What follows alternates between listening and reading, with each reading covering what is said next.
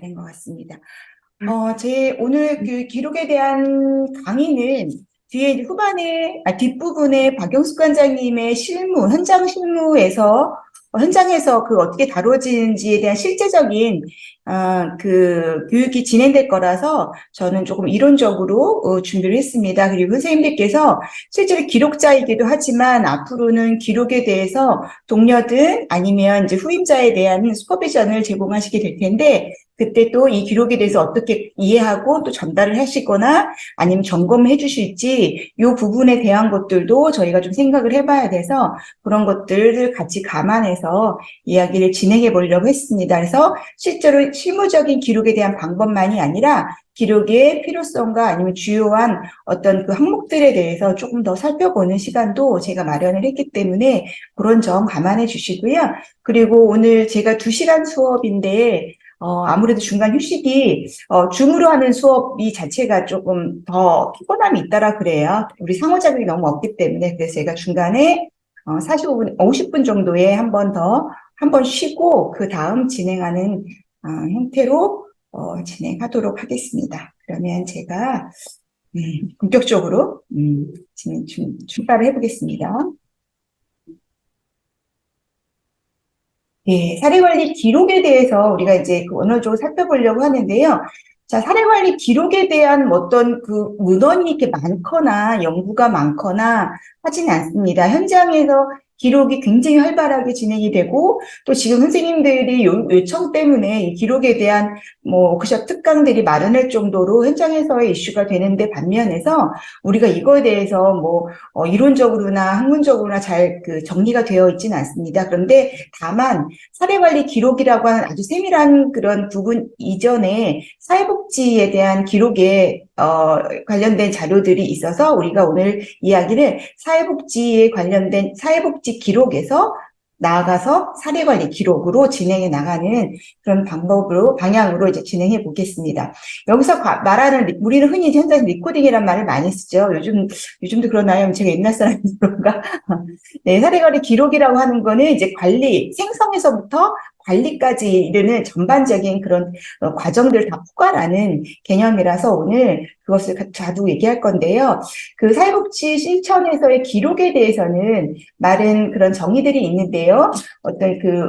미국에 사용하고 있는 어떤 표준안, 실천안에 대한 그런 자료를 보고 살펴보게 되면 사회복지는 클라이언트에 대한 정보, 그다음에 관찰, 판단, 전략 등등 사회복지 전반에 대해서 우리가 성과에 대한 서면 혹은 전자문서를 말한다라고 정의가 되고 있거든요. 요즘 뭐 서명이라고 얘기하면 우리가 요즘 뭐 펜을 직접 쓰진 않잖아요. 다 이제 워딩을 하게 되는데요. 정보 시스템을 통해서 기록하는 게 좀 많이 보편화돼서 정보 시스템을 통해서 많이 기록을 하는데 그걸 우리가 전자문서라고 얘기하죠. 전자문서는 정보 시스템에 의해서 송수신, 저장, 검색이 가능한 문서라고 정의가 되고 있는데요. 전자문서라고 하면 요즘에 행복이음, 희망이음, 그다음에 정신건강 분야에서 얘기하고 있는 에미스, 이런 이제 정보 시스템들이 있죠. 그 정보 시스템들 같은 경우는 그 해당 분야, 그 시스템을 이용하고 있는 사람들 간의 어떤 서식이라던가, 그 다음에 기록 방법들이 어느 정도 이렇게 갖추어져 있어서 공통적인 기준에 의해서 서로 통하기 편하게 그것들이 잘 이렇게 다뤄지고, 그 다음에 이용이 되고 있다라고 하는 것도 있고요. 또 전자문서이기 때문에 제일 우려되는 게 이게 어떻게, 공개되는지에 대한 관리에 대한 그 우려가 굉장히 크잖아요. 사실 처음에 전자문서로 이것들을 양식을 개발할 때 제일 우려가 됐던 게 이게 어떻게 관리될 거냐, 접근에 대한 제한, 이런 것들을 둔다 하더라도, 우리가 가끔 얘기하는 해킹에 대한 문제가 굉장히 심각하게 논의가 됐었거든요. 그래서 이런 것들을 어떻게 통제하거나 우리가 이제 방어할 거냐, 이런 것들을 포함해서 저희가 어떻게 기록할 거냐, 기록자의 효율성, 업무 효율성을 고려하는 것 이상으로 관리의 중요성들이 많이 이제 그 예비됐었기 때문에 사실 전자문서는 어느 정도는 이 관리에 대해서 장단점이 있긴 하지만 많은 것들이 틀이 잡혀 있다라고 생각이 들어요. 근데 이제 서면으로 이제 그 워딩을 통해서 뭐 한글로나 아니면 MS 워드나 이렇게 작성하시는 기관들이 아직 있으시다면 그런 기관들은 어떤 형식으로 우리가 작성을 할 거냐, 우리가 자유롭게 작성할 수 있다는 장점 대신에 효율성이라든가 관리라든가 나중에 이 서식, 이 기록에 대해서 어떻게 우리가 신뢰성을 확보할 거냐, 뭐 이런 것들을 좀 고민하면서 가져가야 되는 그런 특성들이 있죠. 그래서 우리가 서면과 전자문서를 통해서든 어떤 형태로든 기록하는 포괄적인 형식을 우리가 다 사회복지 기록이라고 얘기한다. 그래서 그것도 한 발짝 더 나가면 사례관리 기록은 역시 마찬가지로 사회복지 기록에 대한 정의와 같이 이제 맥을 같이 하게 되고요. 특히 이제 우리는 사례관리는 사회복지 현장이 물론 다 그렇긴 하지만 사례관리는 특히 이제 협업이라는 걸 많이 강조하기 때문에 그 협업을 위한 소통의 어떤 도구로서의 사례관리 기록의 어떤 특징들을 많이 좀 강조하고 있잖아요. 그래서 그런 것들, 근데 이 협업이라고 하는 것이 기관 내를 넘어서 지역사회 전체로 넘어가기 때문에 그랬을 때 우리가 이제 어떻게 관리할 거냐라고 하는 것들이 이제 나오게 되는 거죠. 자, 그래서 사례관리 기록에 대해서는 제한된 자원을 최종 효과를 거두기 위한 그런 결정의 그 증거로 사용한다라고 하는 점들을 좀 강조를 하고 있고요. 그래서 의사소통 수단이고 어떤 서비스의 증거이고 기록의 저장고다라고 하는 그런 특징들을 좀 강조하고 있습니다. 기록에 대해서는 사회복지 현장에서 이게 정말 필요한 거냐, 그렇지 않느냐에 대한 여러 가지 이제 그 논의들이 많이 있고요. 있어 왔고요. 또, 뭐 지금이야 우리가 기록이 평가의 도구로도, 평가 자료로서 중요하게 사용되고 있고, 여러 가지 면에서 이젠 더 이상 기록을 해야 되느냐 말아야 되느냐에 대한 논의는 이제 끝났다 하더라도, 우리가 어떻게 할 거냐, 어떻게 관리할 거냐에 대해서는 여전히 주의하거나 논의할 사항이 여전히 남아있다라고 저희는 생각합니다. 그런데 이제, 이제 상황을 보면 사회복지사들의 현장 실무의 60% 이상이 기록 관련한 행정 업무다라고 얘기하면 사회복지사들이 현장 전문가이기도 하면서 사실은 사무적인 일이 굉장히 많이 차지하게 되는 그런 사람들이고 그런 전문직이다라고 하는 그런 그 특징들을 보면 우리가 기록을 그냥 부담스러워할 게 아니라 이미 우리가 많이 해왔고 하고 있고 또 잘할 수 있는 잘할 수 있는 그런 기능 중에 하나가 아닐까라고 생각을 하면서 조금 부담을 좀 내려놔도 될 것 같아요. 다만 이제 각 서비스의 특징이라던가 이런 것들을 고려해서 구체적으로 그 효율성이라고 하는 것, 그리고 목적성이라고 하는 걸 위해서 우리가 어떻게 더 잘 기록을 할 거냐, 더 잘할 거냐, 현재보다 어떻게 더 발전시킬 거냐에 대해서만 우리가 좀 더 신경을 쓰고 이제 노력을 해도 충분하지 않을까 싶습니다. 그래서 이제 지금 보여지는 것처럼 사례관리에서의 기록이 당연히 필요하다라고 얘기하는 여러 가지 주장들을 정리해 보면 그게 거의 사례관리 기록의 목적과 우리가 또 연결시켜 볼 수 있을 거라고 생각이 듭니다. 그래서 사례관리 기록의 목적이라고 정의된 것들을 우리가 살펴보면은요. 사회복지 실천은 이제 근거를 남겨야 된다라고 하는 책무성이 있습니다. 사회복지 업무는 전문가로서의 사회적인 책임도 있죠. 그래서 우리가 했던 전문적인 이 과정들을 증거로 남겨서 이것들이 나중에 사용될 수 있도록 해야 된다라고 하는 것, 거기에 대한 책무성도 있고, 또 사회복지가 갖고 있는 공적 업무로서의 특징이 있기 때문에 거기에 대해서 우리 행정적으로 남겨서 보관해야 된다라고 하는 책무성이 강하게 이제 기록에 대한 어떤 목적성으로 대표되고 있고요. 그다음에 공공성, 사회복지 기록도 이제 우리가 공공기록의 하나로 이제 간주를 할 수 있거든요. 이제 공공기록이라고 하면 물론 이제 이 내용이 개인에 대한 기록이죠. 개인의 사생활, 개인의 어떤 삶에 대한 기록이긴 하지만 그 기록의 1차적인 목적은 이 개인의 삶에 대한 기록을 통해서 그 사람의 삶을 더 나아지게 하는데 사용할 것이다라고 하는 1차적인 목적이 있긴 하지만 더 나간다면 우리가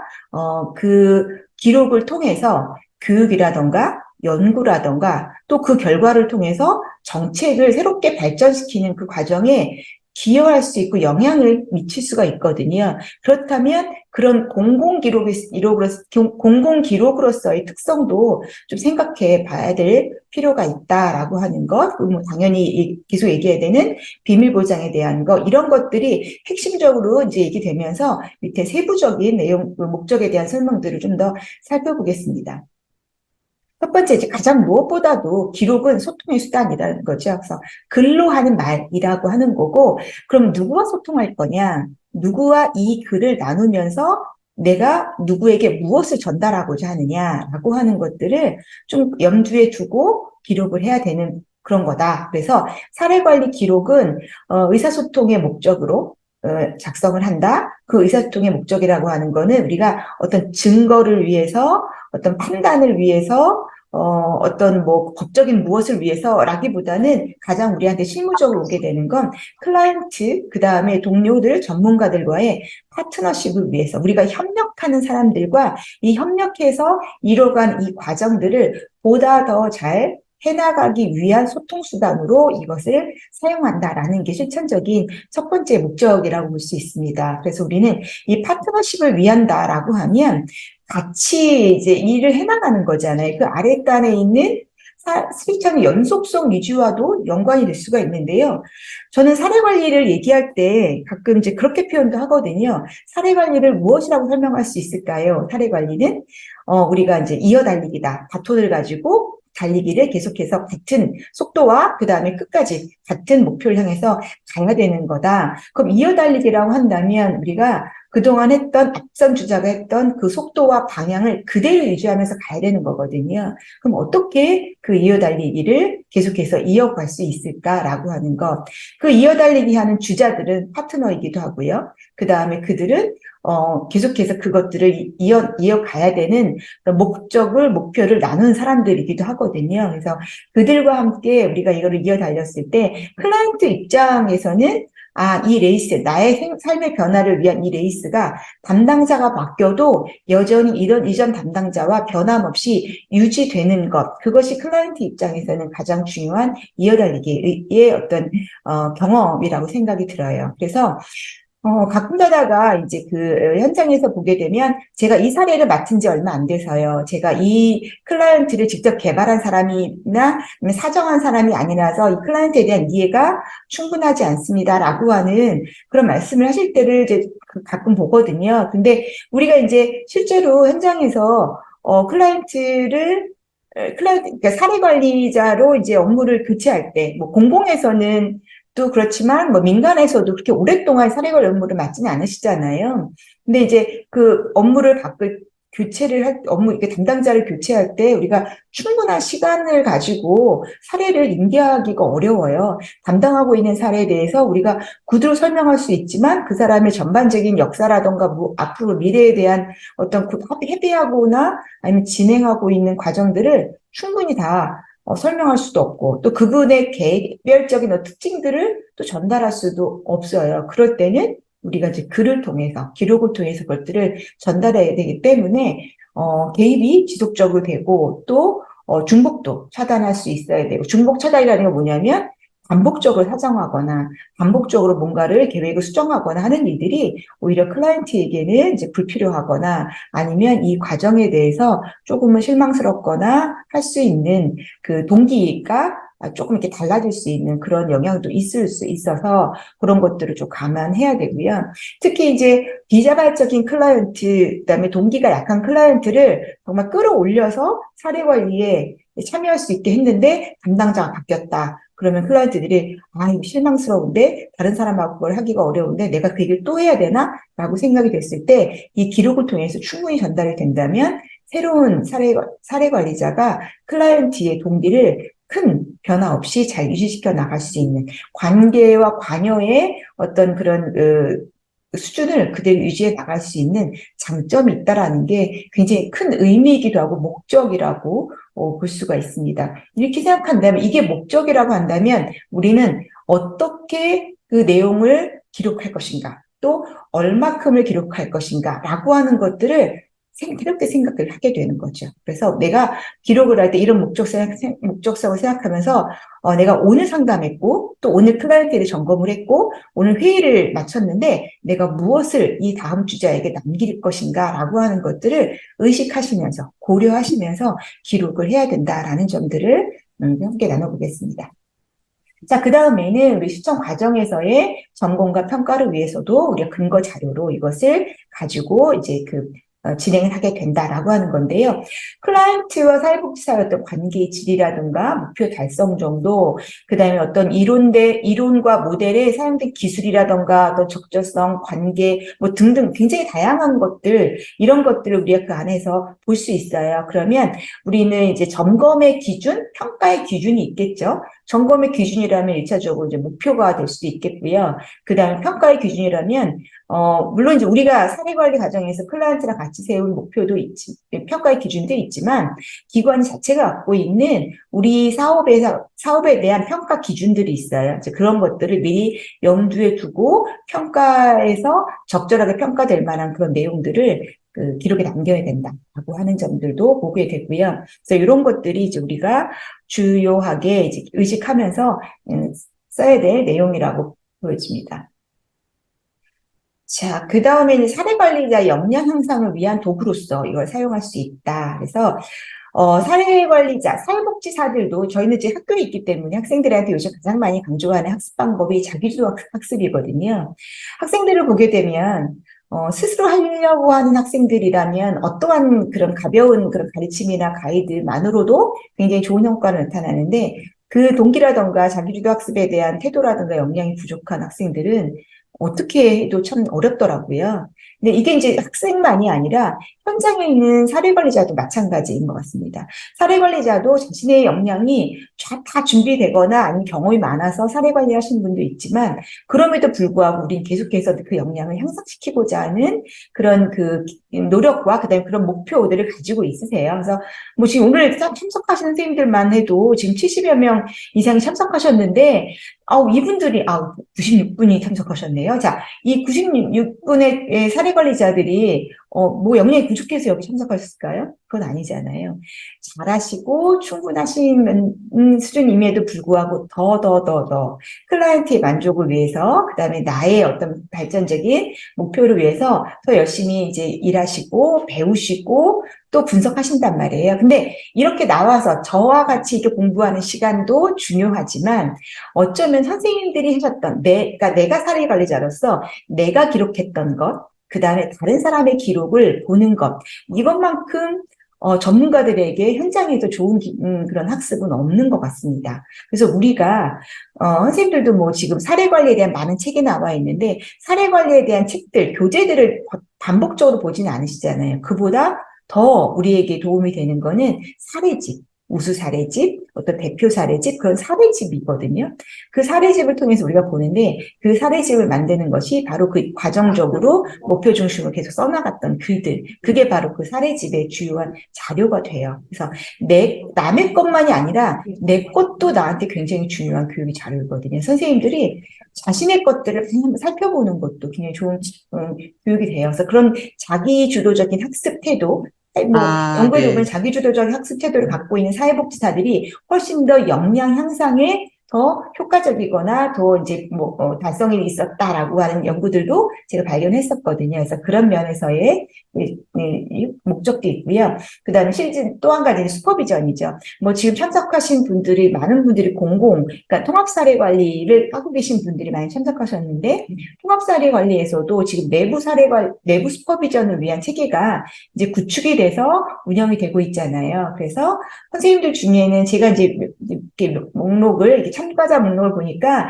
이미 현장에서 내부 슈퍼바이저로서 활동하고 계신 분들도 상당히 많이 참석하신 것 같아요. 그래서 슈퍼바이저로서도 이제 여러분들이 참석하시면서 자신의 사례도 보고 또 그다음에 슈퍼바이지의 사례도 보고 하면서 그 사례를 가지고 이제 사례 기록을 가지고 우리가 교육을 하고 하잖아요. 그럴 때 굉장히 중요한 그런 도구로 사용된다라고 하는 거. 그래서 슈퍼비전을 목적으로 하는 기록도 사실은 다른 내용이 들어가기도 해요. 그래서 일상적인 기록 중에서 슈퍼비전을 위해서는 그것도 또 다른 형태로 우리가 조금 더 손을 보잖아요. 그래서 그런 것들, 특히 이제 슈퍼바이저가 요청하는 내용들이 잘 들어가 있는지 이런 것들도 이제 검토해 볼 필요가 있고요. 그래서 사례 관리자가 자신의 전문성 향상을 위해서 나의 개입 활동이 효과적이었느냐, 그다음에 효율적이었느냐, 그다음에 필요한 서비스를 내가 제때에 제대로 제공했느냐. 그래서 전반적으로 내가 제공한 서비스, 사례 관리 서비스의 질은 어떠했느냐라고 하는 거를 스스로 체크해보고 스스로 점검하셔서 그것들을 발전시키는 계획을 세워보시고 또 2차적으로 동료로부터 그다음에 슈퍼바이저로부터 거기에 대한 객관적인 의견을 들으면서 자문을 활용하시는데 이 기록이 상당히 많이 사용이 될 수 있습니다. 그래서 우리가 기록을 하면 보여주기를 굉장히 불편해 하세요. 실제로 저도 뭐 별다르지 않은 것 같은데요. 보여주기 싫어해서 이 슈퍼비전 한다라고 하면 자기도 별도로 또 기록을 하시거든요. 그 얘기는 내 기록이 충분하지 않았었구나라는 것들을 생각해 보시면서 그 다음에는 내가 별도의 기록을 다시 할 필요 없이 기존에 있는 기록을 가지고 그대로 슈퍼비전과 어떤 자문을 위해 사용될 수 있도록 하는 그 수준을 한번 기록의 목표로 삼아 보시는 것도 한번 제안해 드리도록 하겠습니다. 요 내용을 한번 살펴볼까 하는데요. 클라이언트와 사례관리자의 권익보호입니다. 법정이나 갈등관리위원회의 요청이라고 제가 쓰긴 했는데요. 이제 클라이언트에 대한 사례관리가 이제 많이 진행이 되면서, 우리의 이제 소비자들은 우리가 목표한 대로 역량 강화가 많이 되셔가지고요. 자신이 받을 서비스의 품질을 점검하실 수 있는 정도까지 되는 분들도 상당히 많이 있으세요. 그래서 사례관리의 과정, 사례관리의 결과, 성과 뭐 이런 것 등에 대해서 평가를 하시고 거기에 대해서 만족한지 그렇지 않은지를 표현을 하시는 사례들이 많이 늘어나고 있고요. 뭔가 또 부적절하다라고 하는 것에 대해서 이의 제기를 하는 경우도 많이 있고요. 이건 이제 클라이언트가 이제 아주 주체적으로 이렇게 요청을 하는 그런 갈등에 대한 어떤 그 이슈이고요. 또 다른 편으로는 클라이언트의 사생활에 우리가 개입을 하다 보니까 클라이언트 주변에서 일어나는 어떤 분쟁들이 있어요. 뭐 재산에 대한 어떤 관계에 대한 뭐 아니면 법적 문제에 대한 그런 거에 대한 분쟁이 있는데 거기에 사례관리가 연관이 되는 경우는 상당히 많이 있거든요. 그래서 사례관리자의 개입이 적절했느냐, 그때 사례관리자가 적정한 위치에서 그것들을 개입을 하거나 아니면 그 정보들을 어떻게 사용했느냐, 뭐 이런 것들이 이제 논의선상에 올라와서 사례관리자나 그 기관에게 이제 기록을 요청하는 그런 일들도 있고요. 또 민원이 제기되면 민원을 해결하기 위해서 증거를 확보하기 위해서 또 기록 열람을 요청하기도 하고요. 자, 기록 열람에 대한 요청들도 있기도 하고 또 우리가 기록을 이제 실제적으로 활용해서 사례관리자나 클라이언트를 좀 보호해야 될 필요도 많이 있기 때문에 이런 부분에서의 의식도 이제는 필요한 것 같습니다. 그래서 이런 것들도 감안을 하시는데 가끔가다 이제 이런 어떻게 우리 항상 의식할 수는 없어요. 모든 클라이언트가 다 갈등 소지가 있는 건 아니기 때문에 이제 우리가 사례 회의를 한다거나 아니면 선생님들 슈퍼비전을 주실 때 갈등이나 이렇게 어떤 문제의 어떤 그 소지가 예측된다. 고민해야 될 것 같은 사례다라고 한다면 그런 사례에 대해서는 우리가 촘촘하게 필요한 만큼 그 내용들을 기록하고 있는지를 다시 한번 살펴보는 그런 노력들이 좀 필요할 거라고 생각이 듭니다. 요즘 이것들에 대해서 점점 더 좀 많이 강조가 되고 있어서 제가 좀 이따 다시 한번 이 부분을 언급할 것 같습니다. 그리고 이제 교육과 연구에 대한 가치, 그래서 공공기록으로서의 가치도 우리가 충분히 생각해 보자. 선생님들이 쓰는 내용들 충분히 가치 있거든요. 그래서 그렇게 할 수 있는 가치에 대해서도 한번 생각해 보자라고 하는 것들, 이것이 우리가 갖고 있는 사례관리 기록의 어떤 그 원칙적인 그리고 또 실무적인 목적이라고 정리해 보았습니다. 공공기록에 대해서 우리가 앞에서 얘기했기 때문에 공공기록의 특성이라고 하는 그런 원칙에 대해서 한번 좀 점검해 볼까 합니다. 그래서 진본성, 신뢰성, 무결성, 이용 가능성. 사실 이 기록이라고 하는 기록학에서 얘기하고 있는 기록의 생산 관리 원칙 이 네 가지이기도 하고요. 그다음에 공공기록물에 관한 법률이 있어요. 그 법률에서 얘기하고 있는 기록물 생성과 관리에 대한 원칙이기도 해요. 그 내용을 제가 살펴보니까 우리가 갖고 있는 사례관리 기록도 이러한 기록의 원칙을 한번 점검해 볼 필요가 있다. 그리고 분명 이러한 원칙들을 준수하면서 이미 기록이 되고 있다라고 하는 점들도 다시 한번 살펴보면서 자부심도 가지고 또 이런 것들을 좀 더 완성하기 위한 그런 그 손질도 또 필요하지 않을까 싶습니다. 뭐 진본성이라고 하면 이게 진본이다. 그 다음에 내용이 신뢰할 만하다. 그리고 이게 중간에 어떤 사람들의 관여, 뭐 새롭게 어떤 사람이 이걸 열람했거나 수정했거나 변질되거나 이런 것들이 철저하게 차단이 되거나 통제가 돼서 적분이 통제가 되어서 이게 사례관리자와 클라이언트가 처음에 만들었던 그 과정 중에서 만들었던 이 내용들이 손상되지 않았기 때문에 이거는 충분히 우리가 진본으로서 인정할 만하다. 그 다음에 그렇기 때문에 우리가 이것을 사례관리 과정에서 또는 다른 이제 목적에서도 충분히 그 기록을 신뢰하면서 이용할 만하다. 그리고 특히 나중에 우리가 이것을 연구라든가 어떤 그런 목적으로 사용될 때도 충분히 가치가 있다라고 인정받으려면 이 네 가지 기준에 적합하도록 우리가 생산 관리해야 되는 그런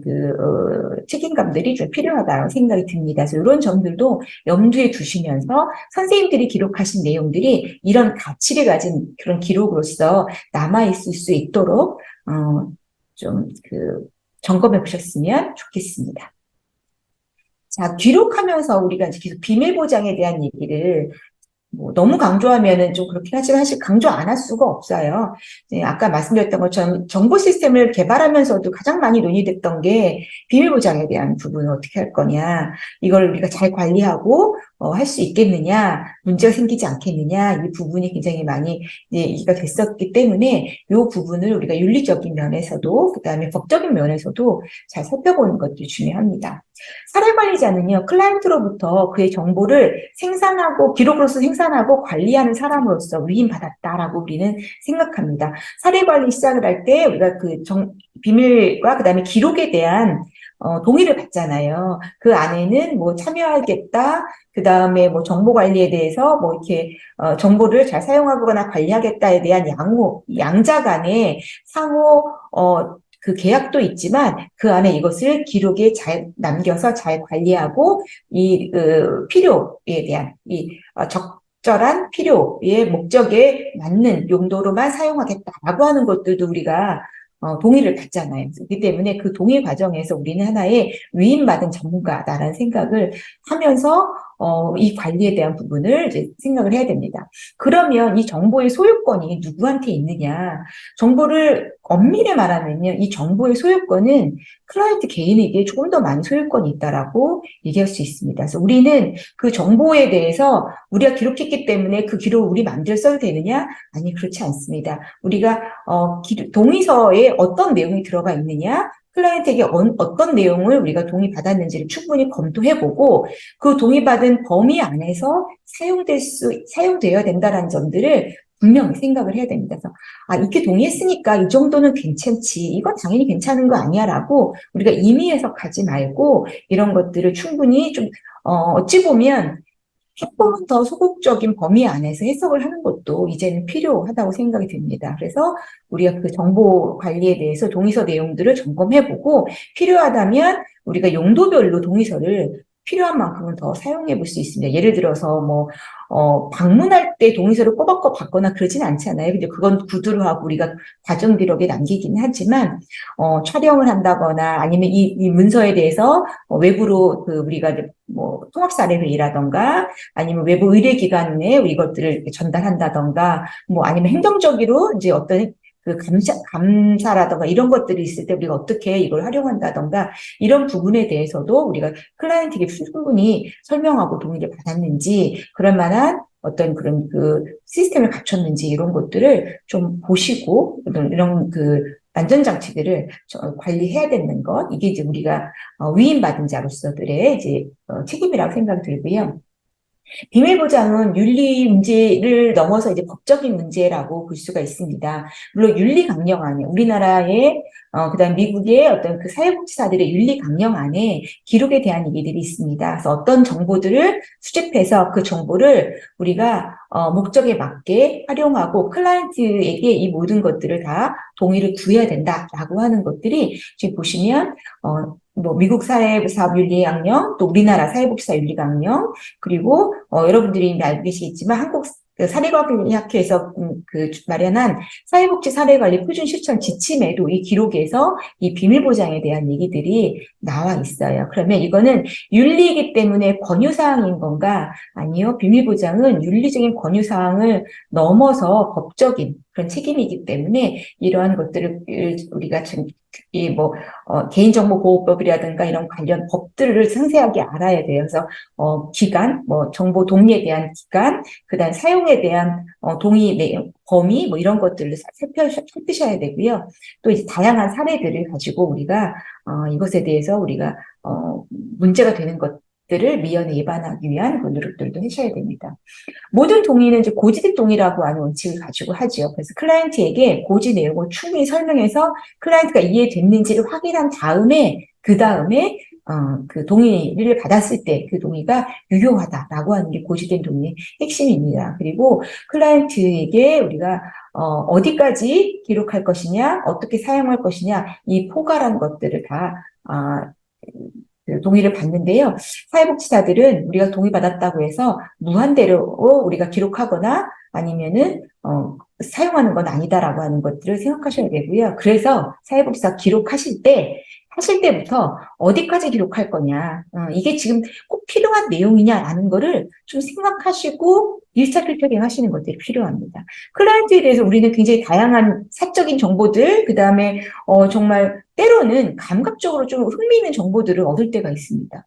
그런 것들, 그 다음에 확인되지 않은 그렇다 하더라라고 하는 정보들을 우리가 얻어서 정말 굉장히 기분 좋을 때가 있어요. 그럴 때 과연 이게 여기에 기록할 만한 내용이냐? 그 다음에 꼭 필요한 내용이냐라는 것들을 생각해 보셔야 돼요. 그래서 우리가 들은 것들을 무조건 다 기록해야 되는 건 아니기 때문에 기록할 때는 이 부분을 책임감 있게 점검하셔서 기록을 하셔야 된다라는 그런 부분들 말씀을 드리겠고요. 그리고 이제 범죄나 기타 이제 어떤 이유로 인해서 우리가 동의 없이 클라이언트 동의 없이 자료 열람을 허락해 줘야 되느냐라는 문제들을 좀 막 논의할 때가 있어요. 그럴 때 이제 우리 기관 내부의 기준을 가지고 계신 것도 필요하고요. 그 다음에 이제 이게 클라이언트와 공공의 이익을 위해서 필요하다라고 얘기하는데 과연 이것들을 우리 그 말 그대로 그 동의하고 그냥 쉽게 내줄 거냐? 또 그것 결과가 사례 관리 진행하고 있는데 클라이언트에게 영향을 미치지 않을 거냐라고 하는 것들을 충분히 고민하셔야 된다라고 하는 거고요. 요즘에 이제 기록에 대해서 새롭게 또 우리가 그 관심을 가지면서 또 강조되는 게, 법적인로 이게 괜찮으냐, 합당하냐, 그렇지 않느냐를 넘어서 클라이언트 입장에서는 우리가 기록했을 때 데이터 감시에 대한 의식, 이런 것들을 좀, 미리 생각해 볼 필요가 있다라고 하는 이제 이야기입니다. 그래서, 데이터 감시라고 하는 거는 보통 이제, 선생님, 오늘 참여하시는 선생님들이 이제 보통 공공에서 일을 많이 하시는데, 사회복지관보다는 주민센터라던가 시청에서 왔습니다라고 얘기하면 무슨 질문을 할 때 내가 어떻게 대답을 해야 되지? 내 대답하는 것이 혹시 우리 집 가정에 여러 가지 뭐 수급이라던가 다른 모든 것에 영향을 주는 건 아닌가? 내가 얘기했던 것이 기록에 남아서 그 다음에 나나 내 자식들한테 나중에 불이익이 되는 건 아닌가?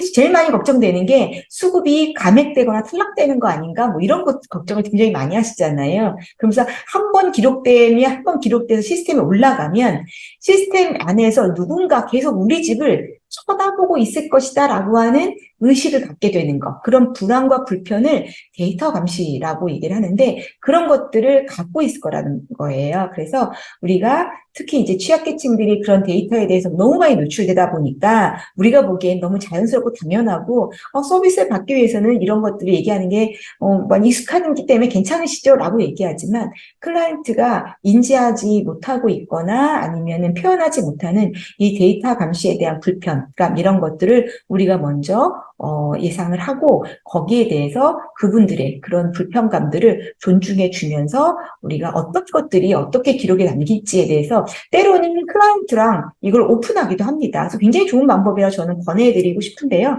내가 이 상담원과 그다음에 사례 관리에 대해서 어떻게 내용을 기록했고 이 내용은 어디까지 공개되거나 어떻게 이후로 사용될 거다. 예를 들어서 뭐 몇 년 동안 이 기록이 남을 거다. 그다음에 이 기록을 열람하는 사람은 누구누구이거나 어느 선까지인 거다. 그리고 이거에 대해서 어떻게 사용될 거다라는 거에 대해서 좀 설명해 주시고 하는 그런 것들도 필요할 것 같습니다. 그래서 이런 불편과 불안이 있을 것 같은 또 그런 것들을 이제 예견하는 상황에서는 우리가 조금 감안해야 될 것도 이제 비밀보장, 윤리적인 기록에서 중요한 부분이고요. 뭐 요즘에 이제 윤리적인 글쓰기에 대한 또 이제 그 논의들이 있어서 이렇게 이제 그 교재 요즘 지난번 선생님들도 아시겠지만 사회복지사의 글쓰기라고 하는 책, 사회복지 글쓰기라고 하는 베스트셀러였던 것 같아요. 우리 업계에서는요. 그 책에 보면 이제 윤리적 글쓰기에 대한 체크리스트가 이렇게 나와 있거든요. 그래서 이 체크리스트를 가지고 우리가 이제 한번 점검해 보는데 뭐 이 중에는 우리 기관과 우리 현장과 좀 맞지 않는 부분이 있으면 언제든지 이 내용을 우리 기관, 우리 대상자의 특성에 맞춰서 좀 그 윤리적인 체크리스트를 좀 만드셔서 팀 내에서 그것들을 좀 사용하시거나 아니면 선생님들께서 슈퍼바이저로서 활동을 하실 때 그 내용들을 약간 변형하셔가지고 슈퍼바이저로서 이것들 체크하시면서 슈퍼비전 하실 때 좀 사용하시면 하나의 객관적인 그런 기준으로 좀 사용할 만하지 않을까 싶어서 이런 항목들 활용하시라고 제가 좀 보여드리려고 이제 여기 포함시켰습니다. 사례관리 기록의 유형을 보면 굉장히 기록 서식이죠. 서식을 보면 굉장히 다양한데 우리가 지금 이제 공공에서 통합사례관리에 사용하고 있는 서식을 제가 이제 한번 샘플로 보여드렸는데 통합사례관리만이 아니라 뭐 민간에 사용하고 있는 모든 사례관리가 사례관리 기준은 이제 이론적으로 같습니다. 초기 상담부터 종결까지에 이르는 일련의 과정들은 틀은 같고요. 다만 그 사업의 어떤 특성 그 다음에 대상자라든가 서비스의 어떤 특성에 따라서 이것이 세분화하기 때문에 뭐 단계별로 어떤 것들은 오래 또 어떤 것들은 짧게 좀 다뤄지는 거, 그 다음에 기록에서 양식의 이름, 사용되는 용어들에서 일부 차이가 좀 있긴 하지만 거의 내용은 대동소이하다고 보여지거든요. 그래서 오늘은 샘플을 통합사례관리 서식을 제가 갖고 오긴 했는데요. 아마 민간에서는 뭐 이 서식 그대로 시스템을 사용하시면 사용하시기도 하겠지만 뭐 우리 기관에서 자체적으로 개발했다. 그래서 초기 상담지, 욕구조사표가 아니라 뭐 욕구 사전 결과표 뭐 이런 이름으로 많이 사용을 하시게 되는데요. 양식은 크게 다르지 않게 대동소이하게 이제 개발에 사용하시는 것 같고요. 다만 이제 이걸 우리가 자체적으로 개발할 때는 양식은 너무 양식이 많아서 이것저것 다 기록해야 되는 그런 그 사태가 발생하면 이게 이제 업무의 효율성을 위해서 개발된 것임에도 불구하고 오히려 사례관리자들한테 기록의 업무를 더 가중하는 일이 되기 때문에 그 효율적으로 기록할 만한 그런 양식이거나 내용인 건가라고 하는 것들을 점검을 해보시고요. 또 아까 말씀드렸던 것처럼 이 사례관리 양식이라고 하는 기록이라고 하는 건 소통의 수단이잖아요. 우리 기관 내부에서의 소통도 중요하지만 외부 전문가들과의 소통을 위해서도 사용될 수 있기 때문에 그런 용어라든가 뭐 이런 점에서 양식에서 소통을 위해서 사용될 만한 그런 공통적인 용어의 사용이라든가 양식의 사용 이런 것들도 충분히 좀 감안하셔서 조정하시는 게 좋지 않을까라는 생각을 좀 해봅니다. 그래서 이 기록 양식이 때로는 이제 민간 기관들 중에는 자체적으로 그러니까 우리가 어떤 특정한 이론을 가지고 사례 관리를 한다라고 해서 뭐 이 제목을 좀 다르게 독특하게 사용하시는 경우도 분명히 있으세요. 그렇기 때문에 이런 점들을 나중에 소통할 때는 조금 더 추가 설명이 필요한 거라 그런 점들을 감안하셔서 사용을 하시거나 개발을 하시면 좋을 거라 생각이 듭니다. 뭐 이건 잠깐 얘기하고 넘어가야 될 것 같은데요. 내용에 있어서는 뭐 충분하느냐. 근데 이 충분함을 제가 자꾸 얘기를 하게 되냐면요. 부족하거나 지나침이 없게. 아까 소통의 도구이고, 그 다음에 이어달리기 설명을 하면서 이 글을 읽는 사람들은 내가 옆에서 추가적으로 설명하지 않아도 이 글만으로 내가 원하는 것들을 충분히 이해할 수 있을 것이다 라고 하는 게 기록의 목표여야 돼요. 그래서 너무 축약해서 지금 내가 너무 바쁘거나 너무 구구절절히 쓰면은 전문가스럽지 않아서 비효율적인 것 같아서 뭐 이래가지고 자꾸 글을 축약하게 되는데 너무 축약하게 되면은 전달하는 데 있어서의 왜곡이라던가 오류라던가 불충분한 면들이 자꾸 생겨요. 그래서 우리는 가능하면은 충분히 전달될 수 있는 그런 내용들, 때로는 필요하면 예라든가 아니면은 다른 그 첨가 자료 이런 것들도 고려해서 충분하게 전달할 수 있게끔 해야 된다. 그리고 지나친 축약, 이걸로 인한 오히려 손실이 있을 수 있다라는 것들을 생각하시고, 그 다음에 내용 안에서 전문가의 자존심이 있어요. 이건 전문가가 쓴 글이야 라고 하는 게 보여야 되거든요. 그러면 적정하게 전문 용어를 사용하는 것들도 감안을 하셔야 되는 거고요. 뭐 문장과 문법에서 흐름이라든가 맥락이라든가 이런 것들이 잘 갖춰져 있으면 아주 간략하게 쓴 문장이라도 전달력이 분명히 있어요. 그래서 그런 것들도 좀 고민을 하셔야 될 것 같고요. 언어에 있어서 저희가 이제 대상자 클라이언트 중심의 사례 관리를 하기 때문에 클라이언트가 사용하는 언어들, 클라이언트의 어떤 내면의 솔직한 자기 표현 이런 것들을 많이 사용하는 거, 그런 것들을 직접 인용이라고 하죠. 많이 이제 사례 관리에서의 특징인 것 같아요. 이제 그런 것들도 우리 적정하게 사용할 수 있는 그런 면들도 필요합니다. 그러니까 클라이언트의 말을 잘 듣고 그것들을 기록에 남기면요, 객관적으로 보기에 이 사례가 클라이언트의 말에 굉장히 집중해서 클라이언트 중심으로 진행되고 있구나라고 하는 거, 클라이언트 참여에 대해서 조금 더 많이 의식하고 인정할 수 있게 되거든요. 그래서 그런 점들이 강조가 된다라고 하는 것, 그리고 이제 쟁점이 될 만한 그런 부분들에 대해서 우리가 빠짐없이 기록해야 된다라고 하는 거, 이거 아마 슈퍼바이저께서 조금은 더 점검하는데 신경 써주셔야 될 부분이에요. 아까 말씀드렸던 것처럼 쟁점이 될 만한 클라이언트 논의가 필요한 클라이언트인 같은 경우는 우리가 조금 더 구체적으로 그 다음에 과정 기록을 촘촘하게 잘 기록하는 거, 이런 것들도 이제 보시고요.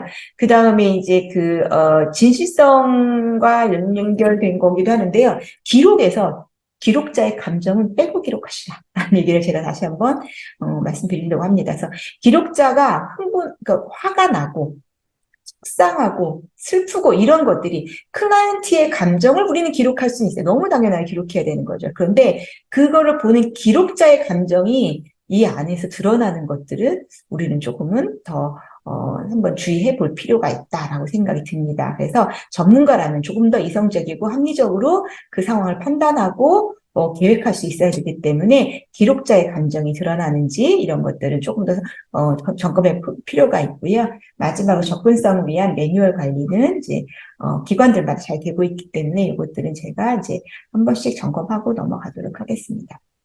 그래서 좋은 기록과 그렇지 못한 기록에 대한 얘기들이 많이 이제 여기서 정리가 되고 있는데요. 너무 당연한 이야기들이고요. 그래서 글은 이제 다들 비슷하고 서로 차별성이 없다. 즉, 글 딱 보면, 이거는 어떤 선생님이 쓴 글이야 라고 하는 게 사례를 보면 다 드러나요. 그렇죠? 한 선생님이 글을 쓴 스타일은 모든 클라이언트에게 다 스타일이 드러나는데 그 스타일만이 아니라 내용까지도 너무 대동소이한 경우도 있거든요. 이런 경우는 우리가 조금 더 살펴봐야 되는 거 아닐까. 그래서 뭐 중복, 반복 이런 것들이 필요하다는 것 중에 하나가 조금 더 확장하면 내가 맡고 있는 모든 클라이언트 A, B, C, D 20명에 있는 담당하고 있는 클라이언트에 대해서 내가 똑같은 내용으로 같은 글쓰기를 기록을 하고 있는 건 아닌가라고 하는 거. 특히 목표 세울 때.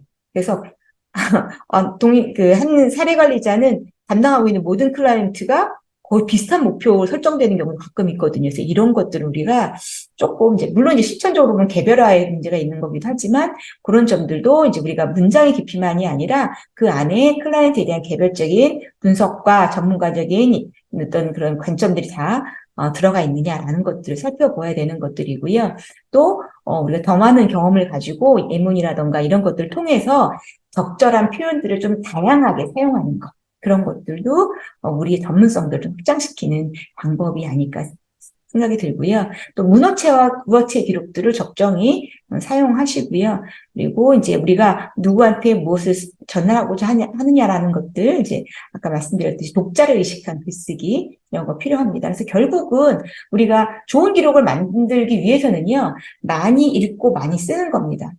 내가 먼저 읽는 거예요. 내가 쓴 글을 내가 먼저 읽어봐야 돼요. 그래서 우리 너무 경험이 없어가지고 내가 다 쓴 다음에 내 거 안 읽어보거든요. 근데 반드시 내가 쓰고 나서 내가 읽는데 좀 소리내서 읽으면 더 나한테 이해가 더 되고, 그다음에 고칠 부분이 더 많이 보이고요. 그리고 중요한 거는 우리가 그 글이 어떤 사례 관리된 방향성만이 아니라 클라이언트에 대한 발전 가능성을 염두에 두고 쓴 글인지 아닌지도 이게 중요한데, 사례 관리자가 클라이언트의 발전과 변화를 돕기 위한 전문가이기 때문에 이 글 안에서 클라이언트의 가능성, 발전 가능성을 신뢰하고 그걸 향해서 가고 있는 글이냐라고 하는 것들도 질적으로 한번 살펴볼 필요가 있습니다. 그래서 어떤 글을 살펴보면 아유 이거는 뭐 안 될 사례라고 사례 관리자가 정의를 내렸네. 이런 경우는 사례 관리자가 굉장히 비관하고 있는데 클라이언트에게 호의적이지 않은데 라는 분위기를 굉장히 많이 읽을 수 있어요. 근데 그런 것을 만약에 뭐 그냥 그러니까 슈퍼바이저가 그렇게 읽었다라고 하는 거는 그럴 수 있는데 혹시 이거를 그 다음 업무 인계하는 사례 관리자가 그걸 읽었을 때, 이 사례 관리는 정리할 사례구나. 이 사례 관리는 안 될 사례이기 때문에 나도 뭐 크게 노력하지 않아도 되겠는데, 굳이 내가 이분을 위해서, 더 뭐 어떻게 안 해도 되겠는데, 라는 생각을 선입견을 줄 수도 있어요. 그래서 우리는 항상 클라이언트의 가능성과 발전을 위해서 방향성을 유지하는 글이어야 된다. 라고 하는 질적인 면들도 우리는 좀 생각해 볼 필요가 있다라고 이제 말씀을 드리고자 합니다. 그리고 마지막으로 사례관리 기록은 스토리텔링형 기록이다라고 하는 특징을 좀 고수해야 될 필요가 있습니다. 그래서 사례관리는 이제 클라이언트 사례에 대한 관리 과정에 대한 기록이에요. 그렇죠? 우리가 어떤 클라이언트의 삶에 대해서 그 가족의 삶에 대해서 변화를 도모해 나가는 그 과정에 대한 기록이에요. 어떤 선생님은 이제 이 사례관리 기록에 대해서 한 개인의 전기다라고 이름하기도 합니다. 그래서 사례관리 전체적인 기록은 그 개인의 인생의 결정적인 시기에 대한 중요한 전기적인 기록이기 때문에 그 내용이 가지고 있는 가치를 그런 의미에서 생각해라. 얘기는 뭐예요? 그 안에 우리가 읽었을 때 그 사람의 파란만장한 상황만이 아니라 어떤 과정과 역경을 통해서 그것들을 이겨냈는지 그런 스토리를 통해서 클라이언트에 대한 존중도 생각해 볼 수 있고 나중에 우리가 적용할 만한 그런 또 본보기가 되는 그런 사례 그런 것들도 우리가 배울 수가 있어요. 그리고 한편으로는 그 이야기에 누구의 삶의 이야기에 몰입해 나갈 수 있도록 해주는 것도 필요하거든요. 그래서 스토리텔링형 기록이 다른 사회복지 기록에 비해서 사례관리 기록에서는 좀 많이 요구된다. 근데 정보 시스템이 갖고 있는 한계가 기록하는 분량에 대해서 굉장히 많이 가져갈 수 없다거나 너무 행정적인 그런 글쓰기를 요구하는 그런 시스템이다라고 하는 게 좀 한계이긴 해요. 글 쓰는 창이 작게 나타나거나 아니면은 좀 글자의 제한이 있는 것 때문에 더 많은 얘기를 쓸 수가 없었다. 그리고 이걸 보는 사람들이 행정 전문가이기 때문에 슈퍼바이저나 뭐 이런 분들이 행정적으로 이것들을 심사하거나 아니면 승인을 위한 검토를 하기 때문에 이런 스토리텔링형 글쓰기에 대해서 우리는 많이 권유하지 않는다. 뭐 이런 의견도 있을 수 있는 것 같아요. 그렇지만 우리가 이제 이 이야기를 전달하는 방법에 있어서 우리는 이런 글쓰기의 형태를 좀 감안해서 나가는 것도 좋은 방법이라고 생각이 듭니다. 자, 그 다음에는 저희가 초기 면접 과정부터 시작해서 종결 과정까지 그 각 과정의 핵심법을 중심으로 해서 각 과정에서 어떻게 글을 써야 될지에 대한 그런 핵심적인 지침에 대해서 얘기를 좀 하려고 하는데요. 제가 시간이 지금 51분이에요. 그래서 제가 10분 동안 쉬시고 다시 돌아오셔서 2시 51분이니까 정확하게 3시 1분에 시작하도록 하겠습니다.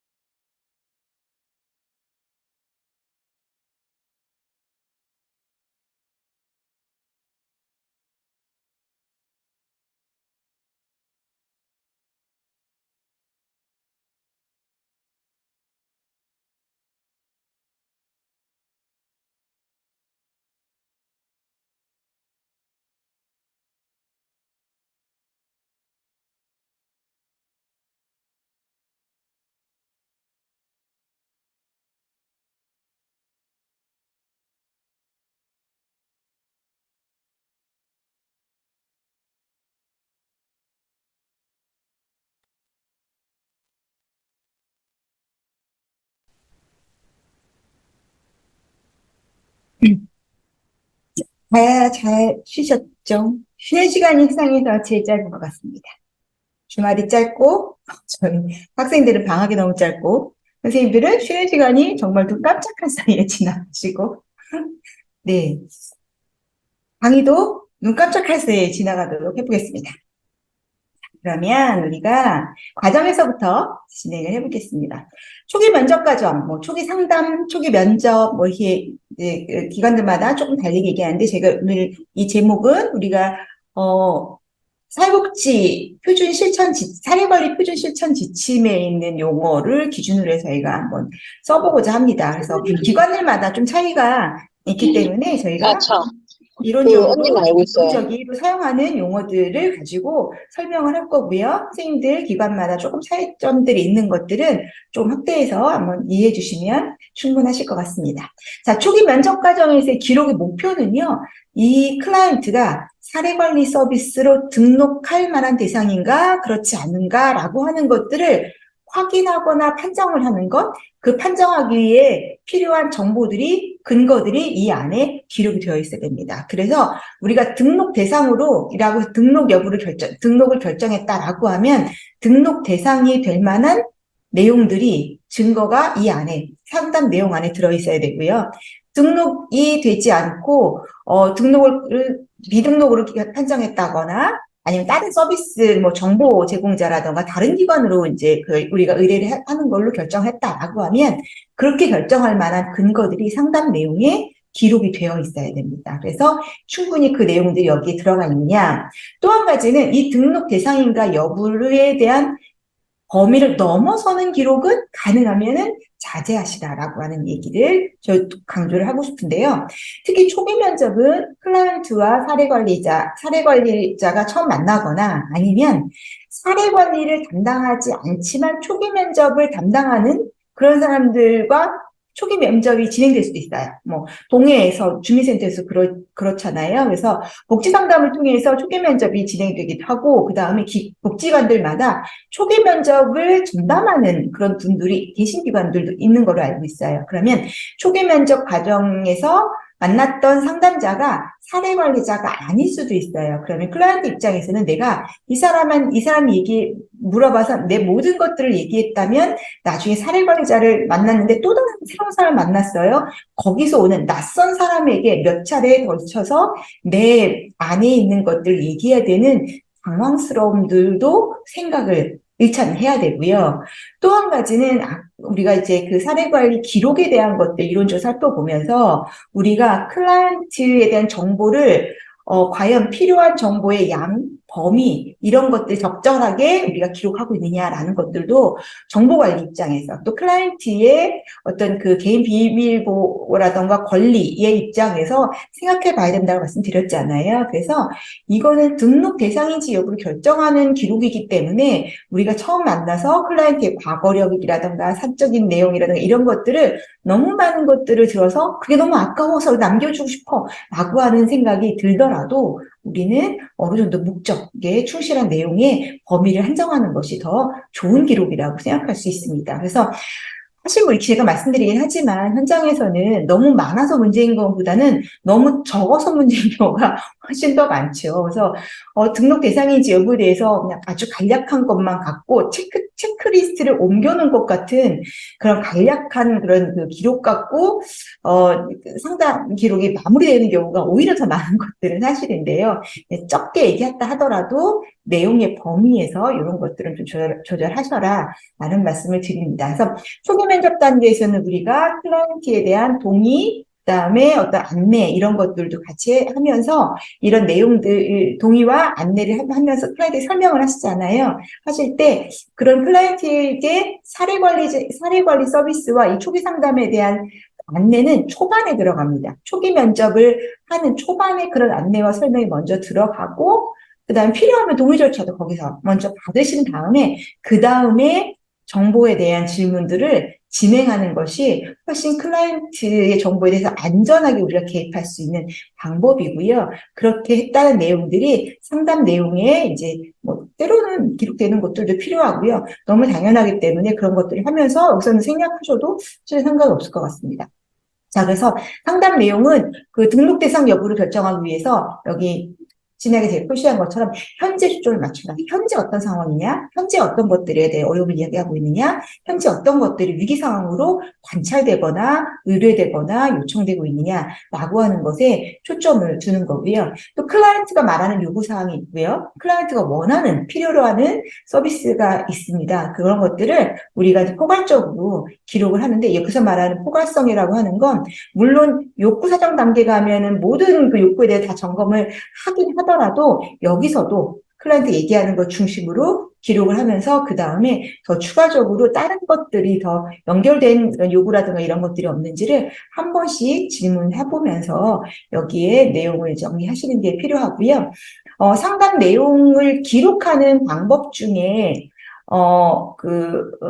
기록하는 내용이, 여기 이걸 빼먹었네, 제가. 현재 문제, 그 다음에 어떤 욕구 미충족, 그래서 뭐가 필요하다, 심각하다, 이런 것들, 이제 욕구와 요구사항에 대한 내용이죠. 그리고 어떻게 해결하려고 노력하고 있느냐, 그리고 그것에 대해서 우리가 볼 수 있다는 가능성에 대한 거, 그 다음에 앞으로 장기적으로 이 가정과 개인이 원하는 게 뭔지에 대한 것들도 기록할 수가 있는데요.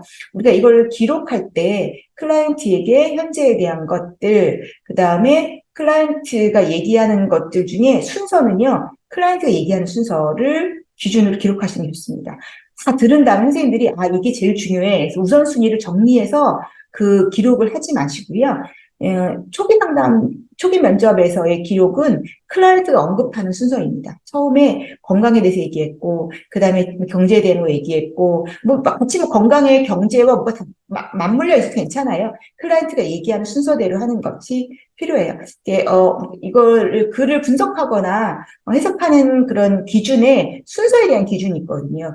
순서라고 하는 건 클라이언트가 정말 중요하거나 해결되길 원하거나 아니면 가능성이 있다라고 생각되는 것들을 먼저 얘기하는 경향이 있어서 앞에서 얘기했던 첫 번째, 두 번째, 세 번째 요게 클라이언트에게 매우 비중 있는 것이고 지금 사례 관리자가 나중에 어떻게 분석하거나 욕구 사정이 어떻게 전개되더라도 현재 초기 면접 단계에서는 가장 중요한 우선순위가 있다라고 클라이언트가 생각하는 것들이기 때문에 클라이언트가 얘기한 순서대로 여기선 정리하시고요. 그래서 여기서 정리하실 때 클라이언트가 진술한 내용, 그 다음에 사례 관리, 그 상담자가 관찰하거나 판단한 내용 이것들도 같이 기록을 하십니다. 그래서 어떤 것이 클라이언트가 얘기한 거고 어떤 게 사례 관리자가 관찰한 건지에 대해서도 필요하면 이건 누구의 얘기다 아니면 클라이언트가 얘기한 것들을 직접 인용 형태로 기록하셔서 관찰된 내용과 클라이언트가 요청한 내용을 좀 분리하시는데 이게 얘기하는 이유는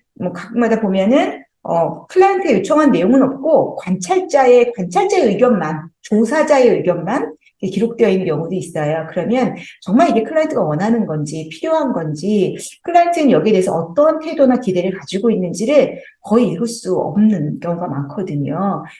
그래서 그보다는 클라이언트가 이 문제에 대해 심각하게 생각하는 거, 그다음에 간절함, 기대, 동기 이런 것들도 읽을 수 있도록 클라이언트의 입장에서 그가 표현하는 내용, 주관적인 내용, 그 다음에 상담자가 관찰하거나 정보를 얻은 내용 이것들을 이제 주관적인, 객관적인 정보를 명확하게 분리해서 기록해 주시는 게 좋습니다. 자, 종합의견, 그다음에 소견, 그다음에 상담 결과 등등 해가지고 이제 종합 커멘트이죠. 커멘트에 대한 내용이 마지막에 이제 공통적으로 들어가요.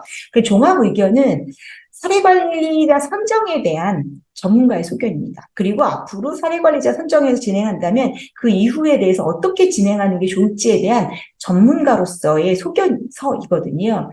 그럼 우리가 이걸 어떻게 생각하는 게 좋냐면 전문가의 소견서이기 때문에 이거는 이걸 듣는 대상은 클라이언트가 아니라 사례 선정을 위한 사례회의에 와 있는 사례관리자들이에요. 그게 통합사례회의일 수도 있고요. 때로는 대부분 이제 내부사례회의에서 이게 다뤄지잖아요. 그 사례회의에 와 있는 사례관리자나 아니면 사례 선정에 관련돼 있는 그런 제공자들에게 이 사례에 대해서 전문가가 판단하고 분석한 내용들을 전문적으로 어필하는 게 바로 이 종합 의견입니다. 그렇기 때문에 이 종합 의견을 작성할 때는 조금 더 논리적이거나 아니면은 전문 용어를 사용해서 학문적으로 써 내려가는 것들도 굉장히 중요한 그런 문장 제작 방법이라고 생각이 들고요.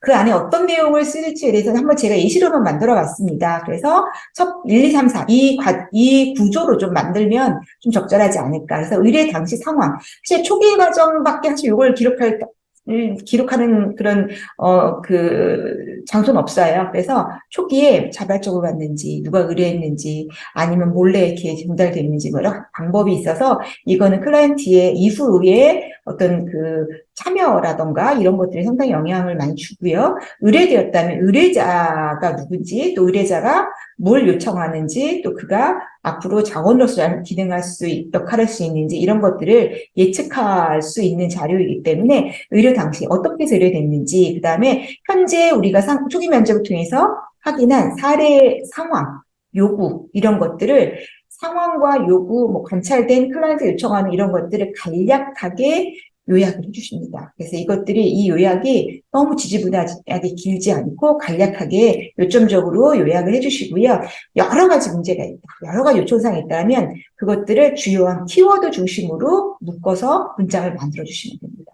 그리고 세 번째는 그래서 대상으로 판정하는 것이 적격하다, 그렇지 않다에 대한 것들을 한 번 더 언급. 이러한 상황들이 있는데 우리가 보기에 사례관리 기준이 있잖아요. 어떤 상황도 있고 요구도 있고 해결을 노력했는데 자원이나 아니면 뭐 자원이 부족하다거나 능력이 부족하다. 그럼 해결할 동기가 있다. 동의한다. 뭐 이런 이런 조건들이 있는데 그것을 다 충족하고 있는지를 이유로 삼아서 대상 판정에 그래서 이 사람을 사례관리 대상으로 판정하는 것이 적절하다고 사료가 된다. 그리고 만약에 사정을 단계로 넘어가게 된다면 이후로는 어떻게 이 사람한테는 개입하는 것이 필요하다. 여기서 말하는 그 개입 방향은 서비스나 자원을 얘기하는 것이 절대 아니에요. 우린 그거에 대해서는 심층적으로 확인해보지 않았기 때문에 이 부분에 대해서는 주로 뭐 초기 상담하고 났는데, 이 사람은 가정방문에서 상담하는 게 낫겠다.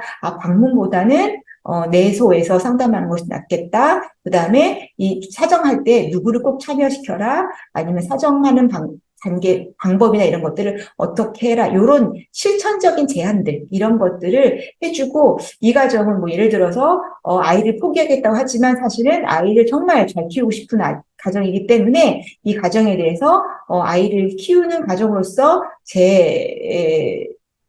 재건할 수 있는 방향으로 상담을 진행하면 더 호의적일 것이다. 뭐 등등의 경험적인 제안을 그 다음 주자에게 해주는 거죠. 그래서 이런 것들이 선택적으로 4번 항목에 들어갈 수 있습니다. 그래서 필요하게는 1, 2, 3번 항목이 이렇게 구조를 가지고 기술이 되고 4번이 기술이 되게끔 이제 가이드 해주시는 게 좋습니다.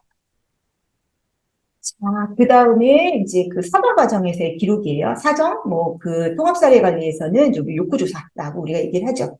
그래서 여기서는 이제 사례 관리 개입의 필요성과 목표 설정에 대한 근거 자료를 확보하는 게 목표예요. 그러니까 이 사정과 계획은 같이 세트인 거죠. 우리가 나눠져 있긴 하지만 같이 세트라고 볼 수 있습니다. 그러면 사정의 기록을 토대로 해서 계획이 수립이 돼야 되는 거예요. 그럼 우리는 여기서는 거꾸로 얘기하면 계획을 위한 근거 자료, 계획을 위한 욕구 목록, 리스트를 만들어내는 게 사전 기록입니다. 사전 기록은 우리가 어떤 그 사람의 스토리에 대해서 서사적으로 이걸 다 풀어내는 서술형의 그런 장황한 글쓰기가 아니라 그런 내용을 가지고 욕구 목록을 만드는 게 최종적인 결과의 도출이에요. 그래서 이게 아마 다른 사회복지 실천 현장에서의 기록과 이 사례관리 사정에서의 기록이 형식이 좀 다르죠. 다른 그 사회복지 실천 현장에서는 굉장히 소수적으로 전반적인 상황들을 하나의 이제 그 이야기로 막 이렇게 풀어나가는데 상황에 대해 막 설명하는데 이 사정에서의 그러니까 사례관리에서의 사정은 목록 형태로 이걸 정리돼서 나오게끔 하는, 그러니까는, 이야기를 분석해서 목록으로 도출해내는 그런 과정들이 여기서 진행이 돼야 됩니다. 그래서, 초기 면접에서는 이 말 안에 경제적인 거, 그다음에 의료적인 거 다 뒤죽박죽이야 라고 생각됐으면 사정 과정에서는 이야기를 충분히 자료를 수집한 다음에 분석해서 이거를 의료적인 욕구와 그다음에 경제에 대한 것과 교육에 대한 것들을 조금 정리해서 순서적으로 다시 재나열해 나가는 그런 사정 작업이 분명히 있은 다음에 기록 결과가 이제 완료가 돼야 된다라고 하는 점이 이제 강조가 돼야 될 것 같습니다. 그래서 욕구 사정, 자원 사정, 그리고 이제 장애물 사정까지도 여기에 이제 파악이 되고요. 또 사례관리 사정 결과의 기록의 어떤 양식의 특징이 각각의 목록에 들어오는 욕구들이 있죠. 욕구와 관련된 강점, 욕구와 관련된 장애물로 이것들이 다 이렇게 선별해서 이렇게 매칭이 되게끔, 구조가 돼 있어요. 그 얘기는 우리가 나중에 목표 설정을 해야 되는 거잖아요. 그러면 여기에 사정 내용에 들어있던 이 내용을 목표로 잡는다면 강점이 자원이 되고 장애물은 하나의 우리가 전략 안에서 도전하거나 아니면은 처리해야 될 그런 대상이다라고 감안을 해서 반영이 돼야 되거든요. 그래서 사정이 끝나면 사정 내용과 강점과 장애물이 살아서 계획 단계로 계획표로 이전이 되는 형태로 진행이 될 수 있게끔 이 구조를 좀 정리해 보는 게 필요합니다. 욕구, 강점, 장애물에 대한 것 기록에서 점검해야 될 거는 포괄적인 욕구를 다양한 정보원을 통해서 충분히 수집했고 이게 신뢰할 만한가라는 거를 제가 강조하는 것 중에 하나는요, 뭐 다 하더라, 그런 것 같다라고 예측하거나 아니면 어디서 이렇게 들러서 이렇게 온 정보? 이런 것들은 욕구 사정 결과에 기록될 수 없는 내용이에요. 신뢰할 만한가는 우리가 직접 확인했냐라는 게 중요한 거거든요. 그래서 의사 선생님이 저한테 수술이 필요하다고 해요. 5천만 원이 필요하답니다. 라고 얘기했다. 라고 하는 기록은 사실 욕구 작성 내용에 적합하지 않은 거죠. 그런 얘기 클라이언트가 했다면 사례 관리자는 당연히 제공자인 의료진과 가족들을 만나서 정확하게 이 점들을 확인한 다음에 확인한 내용을 기록하셔야 됩니다. 그리고 포괄적인 욕구이기 때문에 우리가 대표적으로 갖고 있는 통합사례관리의 10가지 욕구 유형 분류를 가장 많이 사용하잖아요. 그래서 그 욕구에 대해서 하나하나 다 점검해서 그것도 해당이 되는지를 다 봐야 된다라고 하는 거. 그 다음에 클라이언트가 얘기한 것에 우리가 요구사항을 듣고 뭐가 필요해요, 뭐가 힘들어요, 뭐가 괴로워요, 어떻게 됐으면 좋겠어요 라고 하는 요구사항을 듣고 이것이 클라이언트의 상황을 궁극적으로 변하기 위해서는 어떤 것들이 달라져야 된다라고 희망하고 있는지에 대한 욕구로 분석해 나가는 과정이 여기 안에서 드러나 있어야 돼요. 그래서 우리가 이제 이게 뭐 실천에 대한 강의가 아니기 때문에 욕구와 요구를 분리해 나가는 것에 대해서는 저희가 더 언급을 못하겠지만 욕구나 요구를 우리가 이제 분리해서 사정이라고 하는 건 결국 분석을 통해 나온 결과물이다라고 하는 거니까 그런 사정 과정을 거쳐서 위에 기록하셔야 된다라고 하는 것, 그리고 활용할 만한 그런 강점들을 기록하셔야 된다라고 하는 점들이고요. 자, 그리고 여기에 대해서 마지막으로는 욕구, 영역, 내용, 종합 의견 이런 것들이 일치되는지를 보셔야 되고 종합 의견 작성하는 게 또 역시 마지막이죠. 이 종합 의견 작성이 정말 중요한데 이걸 굉장히 간략하게 하시거나 아니면 우리 흔히 얘기는 복붙 있죠. 이걸 많이 하시는 경우들이 있어요. 위에 있던 내용들을 아래 그대로 쌓아서 복사해서 붙여놓는 경우가 있는데, 글 쓸 때 비슷한 내용을 여기저기에 써야 될 때가 있어요. 근데 정말 좋은 그런 기록자는요, 같은 내용을 용도에 맞게 달리 서술한다는 게 좋은 기록자의 역량입니다. 그래서 욕구 사정 내용에서 기록했던 내용을 종합 의견에 갔다 오면 그걸 그대로 가져다가, 카피할 수 있는 게 아니라, 그거를 종합 의견에서는 키워드 중심으로 요약을 할 겁니다. 그래서 뭐 건강에 대해서 가정 주택에 대해서 그다음에 아이들 돌봄에 대해서 쭉 얘기를 했으면 자, 이 가정에 대해서는 건강, 자녀 돌봄, 그다음에 어떤 재정, 일상 생활에 필요한 재정과 뭐 주택 등등의 이제 요구들이 산적해 있다라고 하는 걸로 키워드 중심으로 이걸 요약해서 이 클라이언트에게 어떤 유형의 욕구들이 지금 현재 나열되어 있구나라고 하는 것들을 알 수 있게끔 문장으로 구성하시고요. 그 다음에 그 중에서 우선적으로 충족해야 될 욕구들을 우선순위별로 정리해 주시는 게 필요합니다.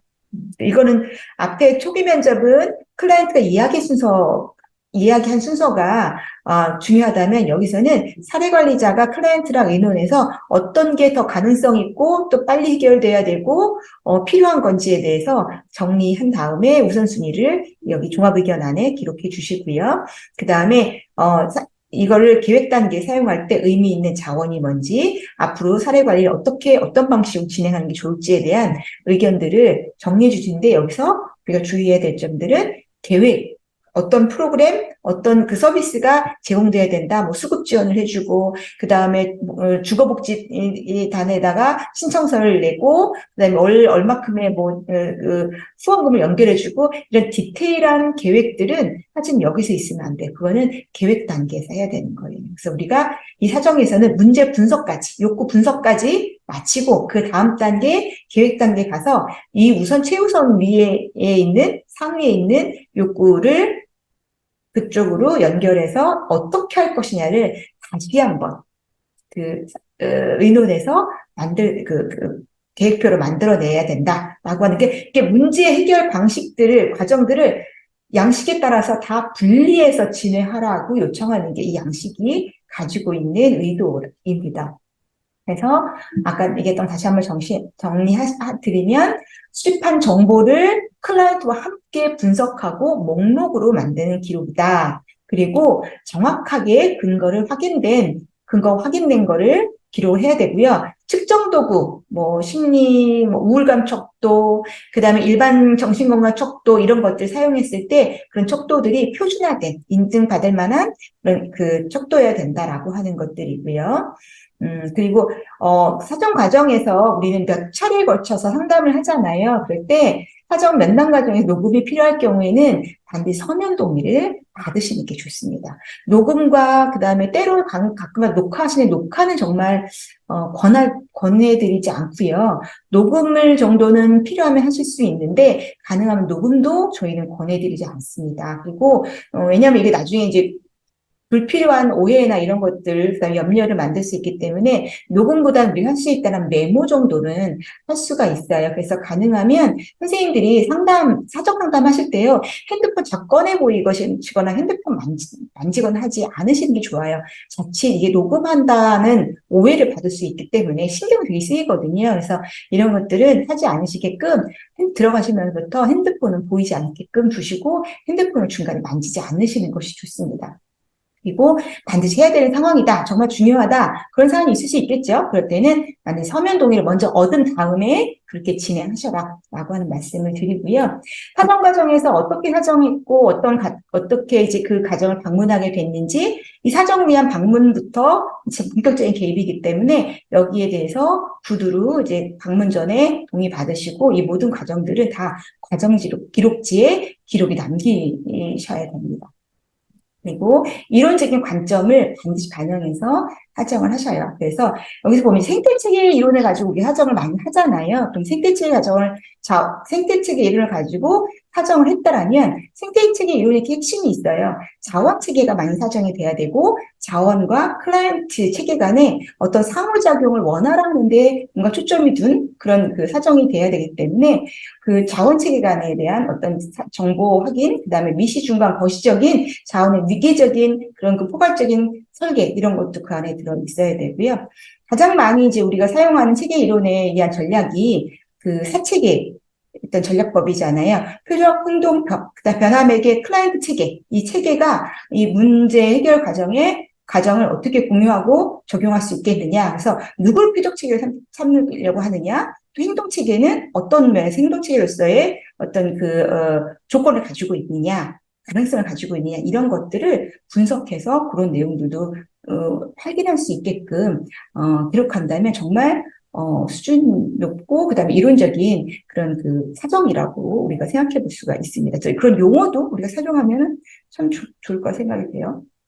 그리고 개인과 자원에 대해서 정보를 기록할 때 우리가 클라이언트 욕구에 대해서 전략적인 고려를 기반으로 해놔서 무조건 클라이언트가 얘기하는 걸 다 그냥 기록에 남긴다는 게 의미가 아니라 이 현재 문제가 뭔지가 드러났고 그 문제를 보다 심층적으로 이게 무슨 문제인지 얼마나 심각한지 그다음에 어떤 노력을 통해 해결하려고 해왔었는지 또 이 문제와 관련된 사람들이 누구이거나 관련된 욕구들이 뭔지 이런 것들을 다 고민을 하시고 정보를 얻으시는데 그냥 무작정 그 정보를 많이 얻는 게 아니라 이거를 어떻게 해결해 나갈지 해결 전략, 특히 사회복지적인 개입 이것들을 염두에 두고 우리가 기록을 하셔야 된다라고 하는 점 말씀을 드리고요. 그리고 기록하실 때 이 대표적인 거죠. 그분이 우울증을 갖고 있다. 무슨 불안증을 갖고 있다라고 얘기하는데 자세히 살펴보면 우울증이란 진단을 받거나 그런 적은 없고 본인 스스로가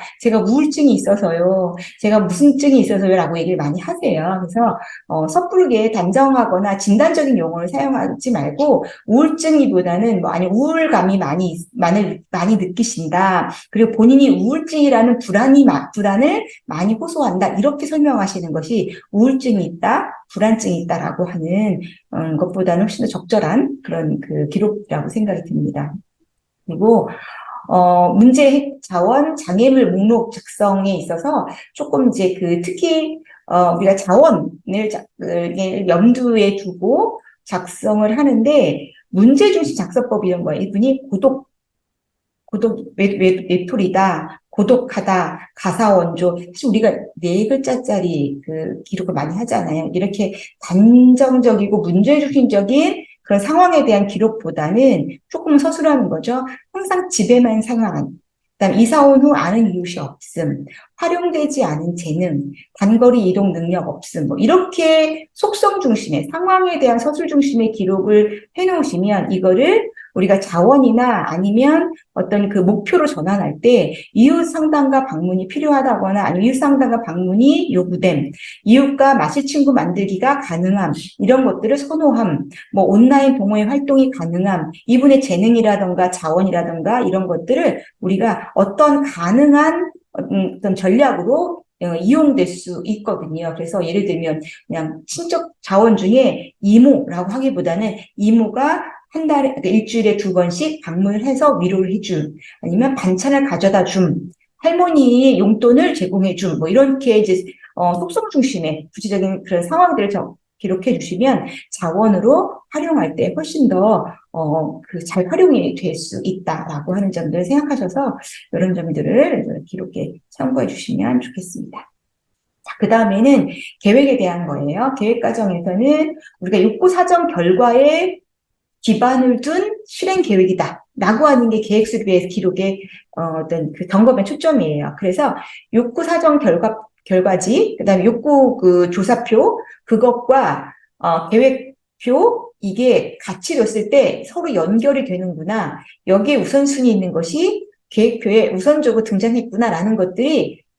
확인이 돼야 돼요. 그래서 그렇게 될 수 있어야 되고, 또 한 가지는 욕구조사표에 나왔던, 사전결과표에 나왔던, 강점과 장애물들이 있죠. 그 또한 계획표 안에 목표, 전략, 자원으로 등장할 수 있어야 됩니다. 그래서 여기서는 욕구조사를 막 하고 강점을 조사했는데, 이 계획표에는 자원이 하나도 사용되지 않았다고 하면 우리는 조사된 강점보다는 사례 관리자가 제공하는 가능한 자원에 더 우선점을 뒀다라고밖에 생각하기 어려워요. 근데 여기서 강점을 연결하는 데 있어서 우리가 좀 잘 연결하지 못하는 이유 중에 하나는 클라이언트 갖고 있는 강점 중에는요, 많은 강점이 클라이언트의 의지, 그 다음에 하려는 친밀함, 이렇게 이제 대부분 의지가 많아요. 의지, 경험. 이런 것들이, 어떤 프로그램보다는 클라이언트를 설득하거나 이웃을 변화시켜서 그를 자원으로 만들어야 되는 과정이 더 들어가기 때문에 우리가 자꾸 계획이나 그 계획을 세울 때 기존에 구성되어 있는 프로그램을 연결하는 거에 자꾸 초점을 두다 보니까 클라이언트 갖고 있는 강점들이 계획표에서 무시되는 것 같아요. 그런데 가능하면 클라이언트 갖고 있는 내적인 강점, 경험, 뭐 외모의 어떤 그 호감 가는 외모, 그 다음에 어떤 예의 바른 자세, 상냥한 말투, 이런 것들이 계획 단계에 와가지고 주요한 자원으로 스스로 그 문제를 해결하기 위해서 어떤 것들을 어떻게 노력할 수 있는지, 또 그런 호감들을 취업을 하는데 어떻게 사용할 수 있는지 이렇게 연결될 수 있게끔 기록한다면 정말 훌륭할 거라 생각이 듭니다.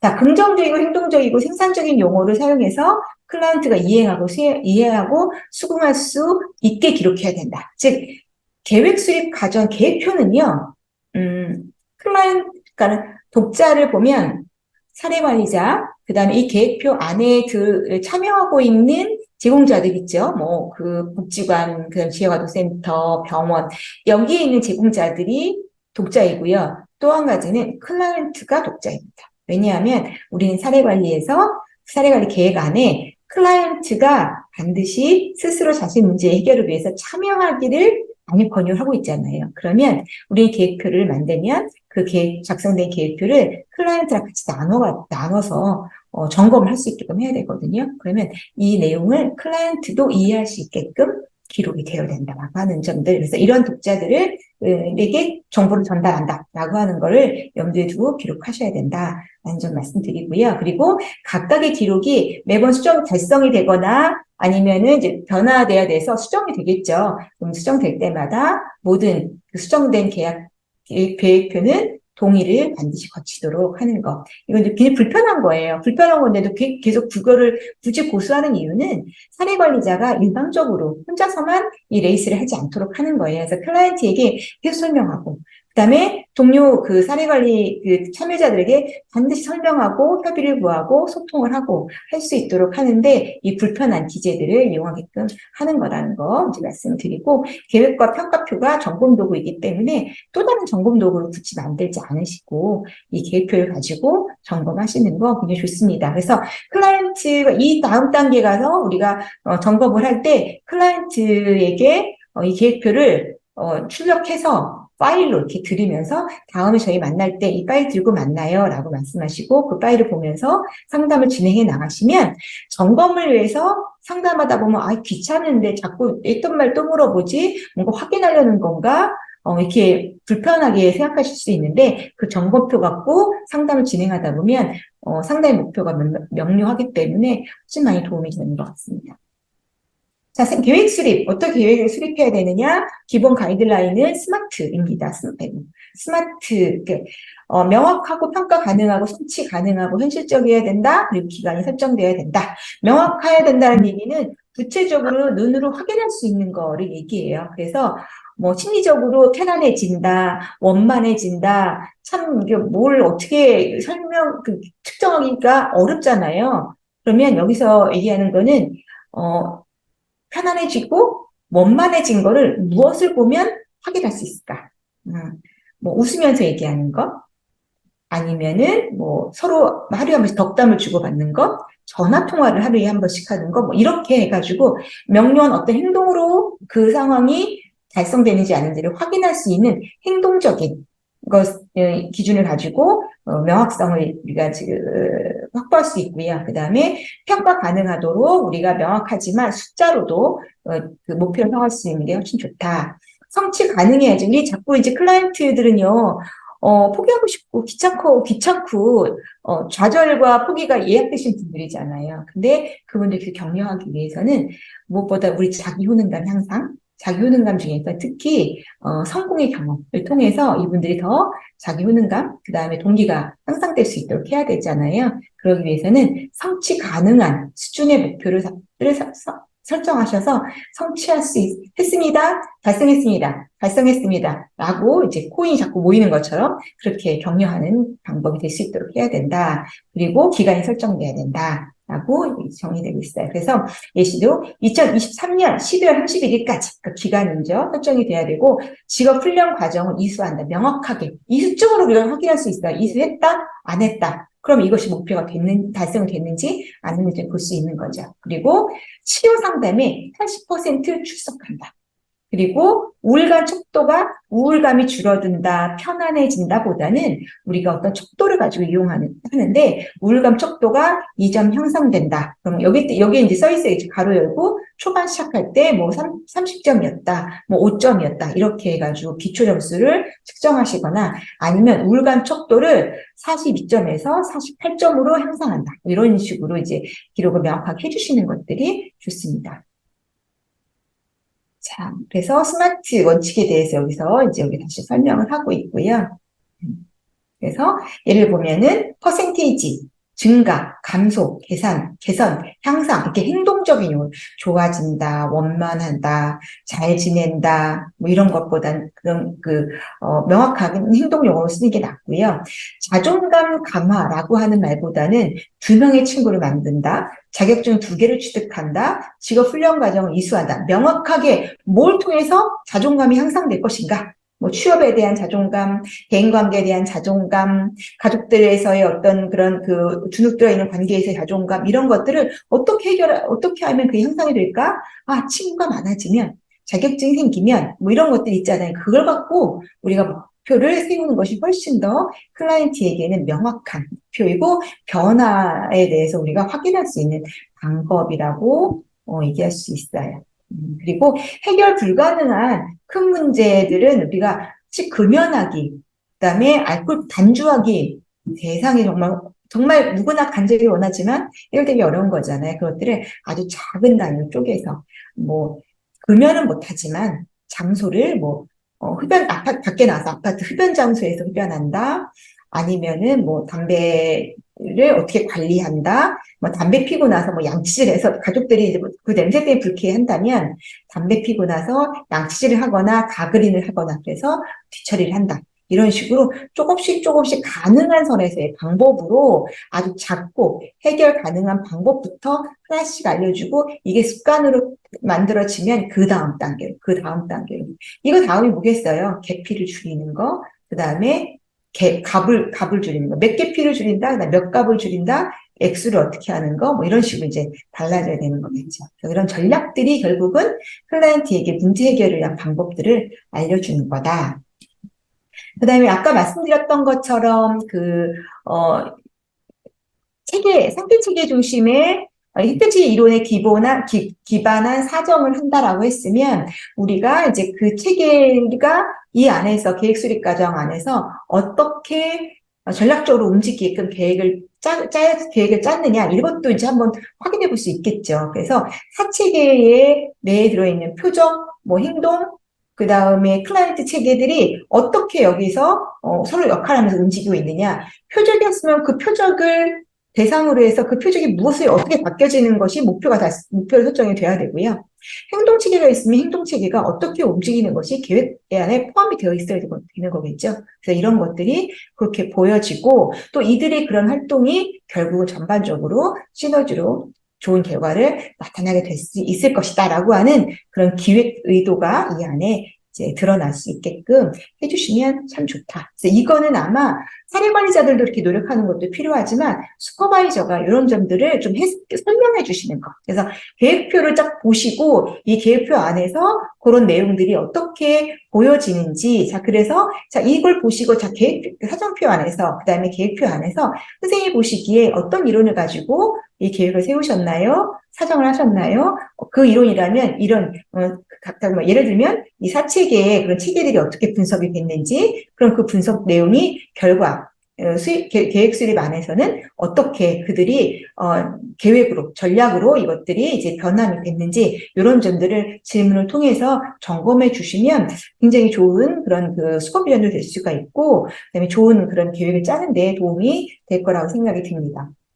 그리고 척도 목록을 우리가 이제 객관적인 척도 목록을 사용하자 그랬잖아요. 근데 척도 목록을 기관별로 같은 동일한 척도 목록을 갖고 사용하는 것이 좀 더 좋다고 생각이 들어요. 예를 들면 우울감이라든가 대인관계라든가 사회활동이라든가 청소년들의 어떤 심리적인 문제 이런 것들이 대부분 이제 어떠한 문제와 어떠한 요인들에 대해서 우리가 척도를 많이 사용한다. 우리 클라이언트들이 어떤 성향이 있을 거예요.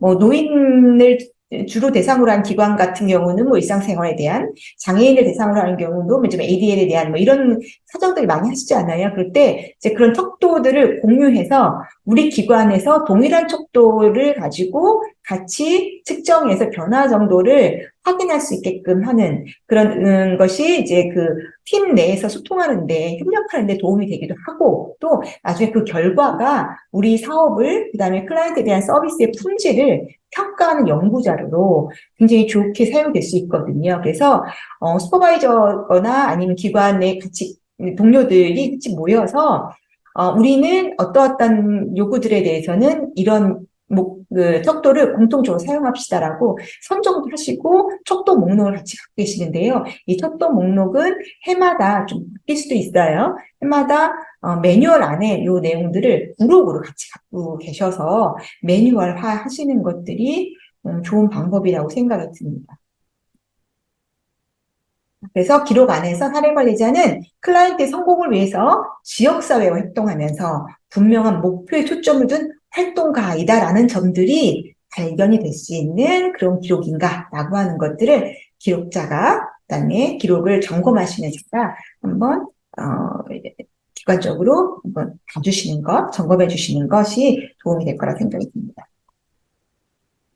자, 그 다음에 이제 실행 과정이에요. 뭐, 가장 많은 분량의 기록이 나오는 게 사실 실행 과정인 거죠. 보이기는 우리가 실행 과정이 뭐, 한 단계로 보이지만, 시간으로 보면 가장 많은 그런 시간을 사용하고 또 가장 역동적인 일들이 일어나는 게 실행 과정이기 때문에 이 실행 과정에 대한 기록들이 가장 많이 양들이 이루어지게 되고, 이 안에서는 뭐 우리가 과정 기록지를 쓰기도 하지만, 주로 많이 쓰기도 하지만, 그 외에 의뢰서도 많이 쓰고요. 그 다음에 점검표, 슈퍼비전에 대한 그런 기록들, 이런 것들도 많이 쓰게 되고, 또 다시 이제 실행하면서 재사정하거나, 목표 재수립하거나 하기 위한 결정들을 위한 그런 자료들도 여기서 이제 많이 발견할 수가 있습니다.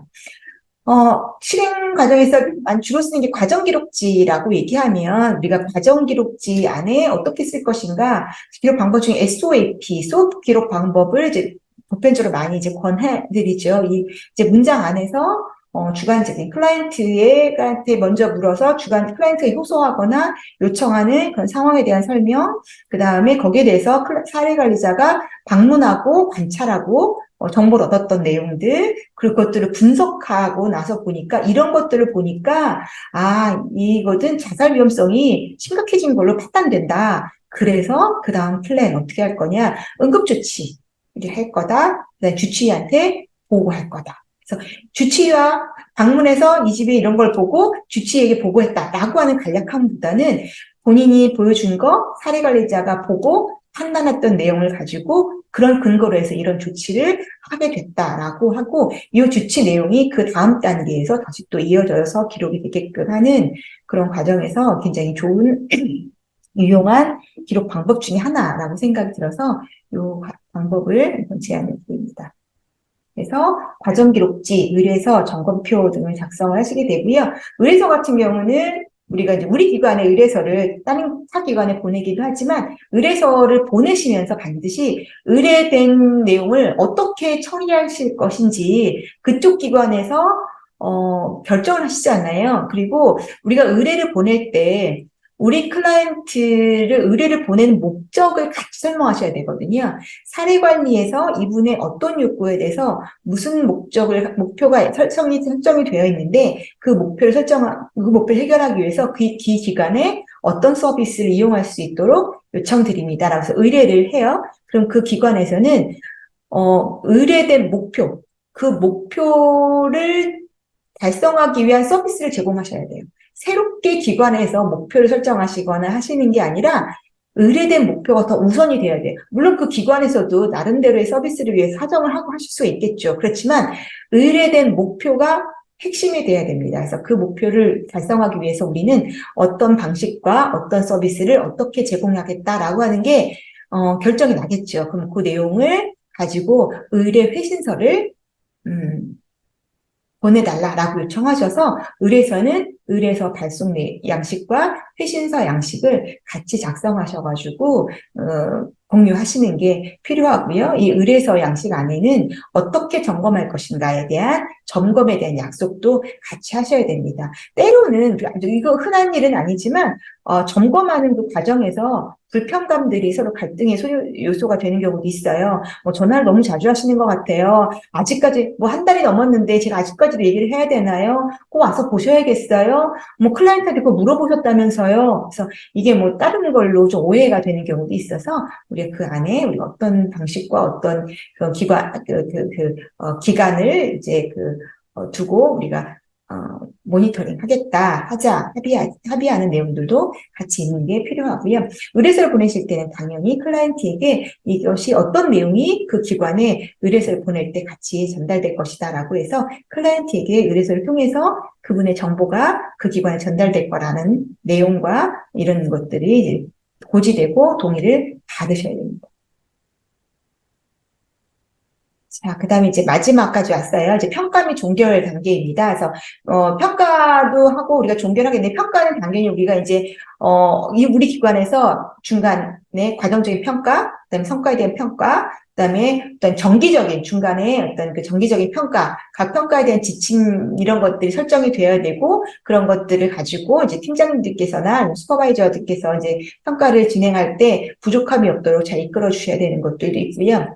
특히 이제 종결 단계에 대한 것들을 좀 먼저 말씀을 드리면 종결은 이제 시기를 결정하거나 감정을 다루거나 하는 것, 그 다음에 사후관리 계획을 수립하는 것, 이게 세 가지가 시기 결정, 종결에 대한 프로세스 안에서 감정을 다루기, 계획 수립, 사후결 계획 수립하기가 핵심적인 과업이다라고 하면 이 종결 단계는 이러한 내용들이 과정적으로 다 기록이 돼야 됩니다. 우리 종결 단계에서는 거의 종결 보고서 한 가지로 종결에 대한 내용을 기록을 하게 되는데 이거는 이제 과정적인 기록이 아니잖아요. 그러면 앞에서 했던 실행 단계에 사용하는 과정 기록표 안에 언제 종결에 대해서 어떻게 의논했는지, 언제 종결하고 결정했는지, 종결은 어떤 식으로 진행하기로 했는지에 대해서 계획을 세워도 좋고요. 아니면 과정적으로 그것들을 진행해 나가는 것들을 기록을 하셔야 되는데, 물론 이제 각 사업의 매뉴얼에 보면은 5일 전에 한다, 10일 전이다, 이렇게 쌓여져 있지만, 실제로 이론적으로 보면 우리가 최소 한 달 전에는 종결에 대해서 언급이 있어야 되고요. 갑작스럽게 종결을 하게 되면은 서로 당황스럽거나 감정적인 오해가 있을 수 있기 때문에 적어도 한 달 정도, 그다음에 조금 더 길게 갈 필요가 있다라는 분들은 한 3개월 정도 기간을 두고 종결을 진행하는 것 같습니다. 그래서 종결 여부와 시점에 대해서 클라이언트와 합의했다는 내용들이 있어야 되고, 만약 합의가 어려운 종결이 사실 이게 굉장히 힘든 사례인 거죠.